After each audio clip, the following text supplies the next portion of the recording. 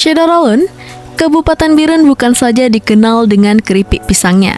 Ternyata ada sejumlah lokasi menarik bisa dikunjungi. Bahkan salah satunya bendungan di Pesangan Biren. Selain menjadi sumber air ke persawahan, kini disulap juga menjadi lokasi wisata. Sejak awal Juli 2025, kawasan Bendungan Karet yang dibangun tahun 2005 lalu berlokasi di Desa Kapa, Kecamatan Pesangan Biren mendadak ramai.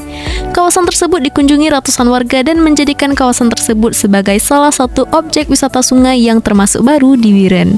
Zahrul, seorang warga setempat mengatakan, ramainya warga ke lokasi dekat Bendungan Karet Desa Kapa sekitar 3 minggu lalu.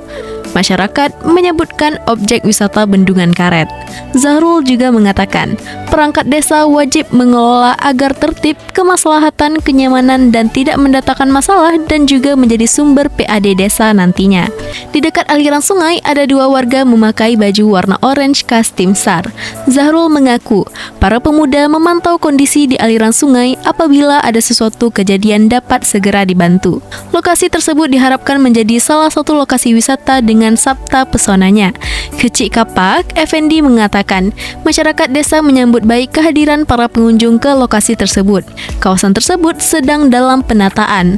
Lokasi parkir memang sudah memadai berupa lahan warga. Sedangkan sarana lainnya seperti musola sedang dibahas bersama untuk segera dibangun. Lokasi dibuka setiap hari kecuali hari Jumat. Hari Jumat, para pemuda dan warga desa membersihkan lokasi. Jalan menuju ke Bendungan Karet Krung Pesangan dapat dijangkau cukup mudah, baik dari Kutablang maupun dari Pesangan. Antara lain, dari persimpangan Desa Loknga dan beberapa ruas jalan lainnya berjarak sekitar 1,5 km dari lokasi.